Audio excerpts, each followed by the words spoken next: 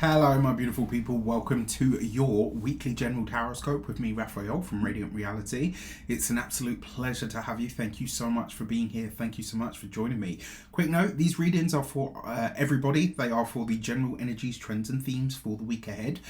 So this is it, right? We are in the magic and the madness. This is the one of the weeks, should I say, where we are in between eclipses. So things in this time and in this space can be a little bit weird. Time can be a bit wonky. Maybe it's going really fast for you. Maybe it's going really slow for you.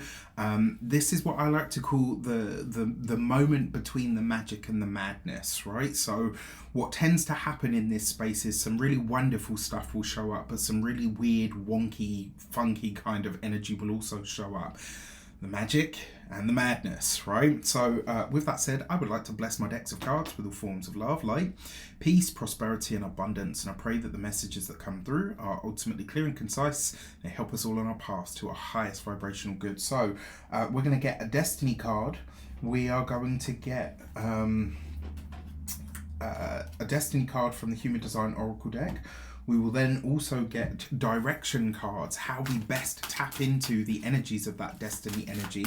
And we will also get insight cards so we can get kind of like a heads up of how things are going to go from here. All right, so for our, or should I say for our intuitive message. So first of all, I'm going to pop that down. Ooh, very nice. I'll take it. Right. So the intuitive message this week was allow yourself to be taken by the current. Right. So what I saw was, what I actually saw was somebody in a stair lift. You know, like those things that your nan used to have like on the side of the stairs to take them upstairs and downstairs.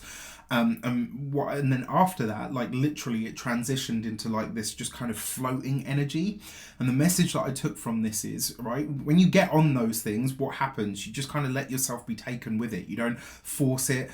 If you're, you know, even with like an escalator, you know, some people will walk it for sure if you're in a rush or whatever.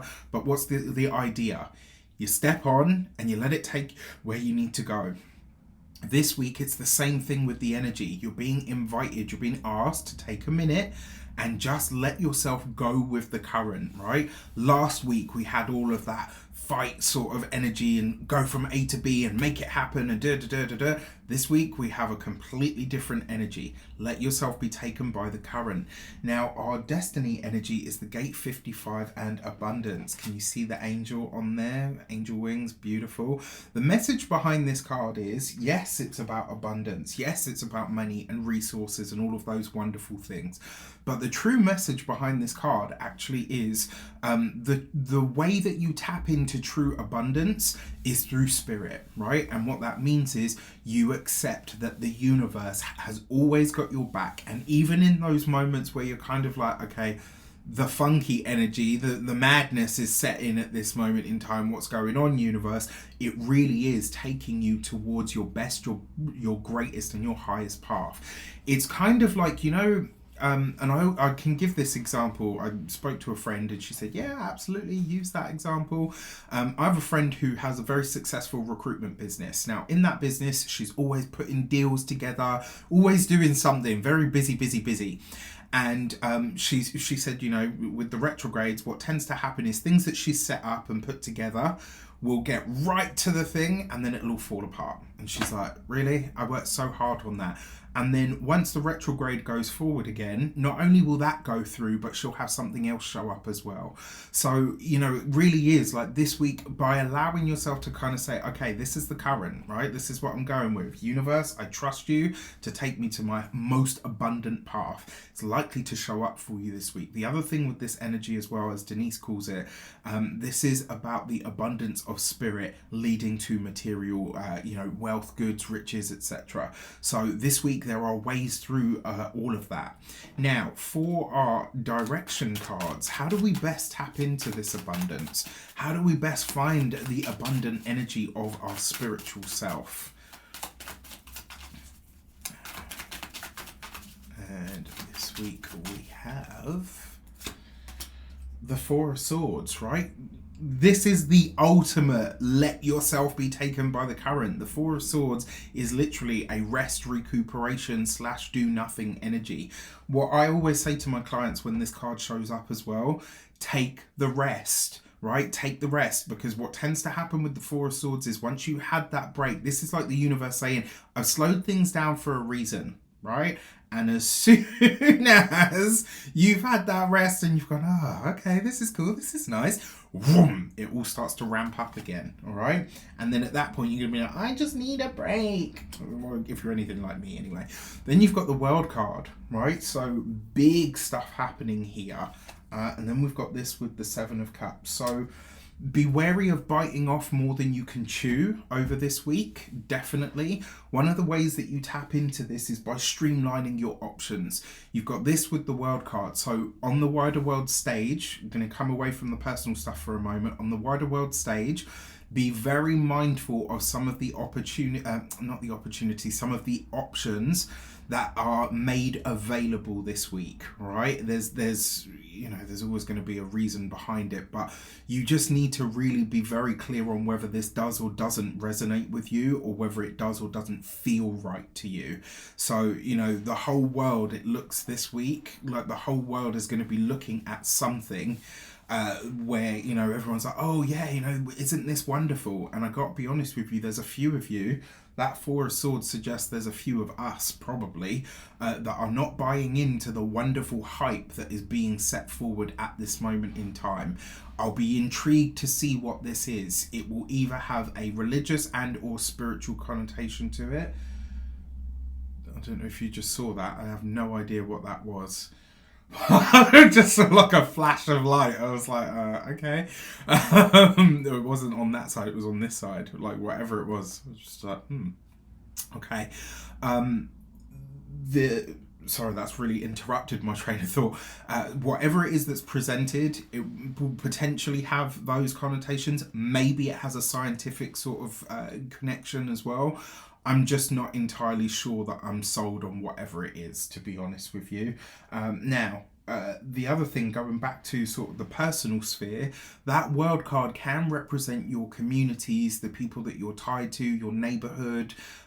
Usually it's like the bigger sort of communities, or like your tribe, for lack of a better word.